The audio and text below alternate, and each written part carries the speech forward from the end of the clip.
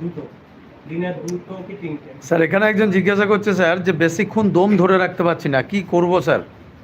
দম ধরে রাখতে পারছে না বলছে। ওটা হচ্ছে বেশিক্ষণ দম ধরা যেতে মেডিটেশন করতে হবে। মেডিটেশন করতে বলছে তোমাদের স্যার? মেডিটেশন একটা সুন্দর জায়গায় বসবে, অনুলোম বিলোম, তার দমটা কিভাবে মেডিটেশন করবে, ধরে 60 সেকেন্ড 80 সেকেন্ড যতটুকু ধরে রাখতে পারবে। আর ওই স্মোকিং করতে নিষেধ করবে। আর ফকিস না বেশি? স্মোকিং করা বাদ দিতে পারে 2 মাস, ঠিক আছে?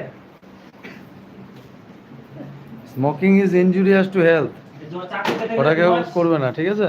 ঠিক আছে, তাহলে আমার 1.5 মিনিট আমি এখানে ল্যাপস মারছি। নেক্সট উইক ভালো করে দেখো, সকলকে শেয়ার করো একটু। 2-3 বার ল্যাপস মারতে হবে। ল্যাপস মারার পরে আবার কি করবে, এখানেই শেষ না, প্র্যাকটিস। তোমার হাতের বল লাগবে, পায়ের বল লাগবে, পেটের বল, সবচেয়ে কোর মাসেলের ব্যায়াম করতে হবে। কোর মাসেল, এই যে পেট, নিচ থেকে এটা, ঠিক আছে? সিট আপ, সিট আপ, বুক বাড়লেই তো তোমার দমটা পাবে। পুশ আপ বাড়লেই তো বুকটা বাড়বে। বুক না বাড়লে তোমার তো কি করে দম পাবে? একদম একদম। পুশ আপ মারতে হবে, দিনে 100টা কম করে পুশ আপ মারবে।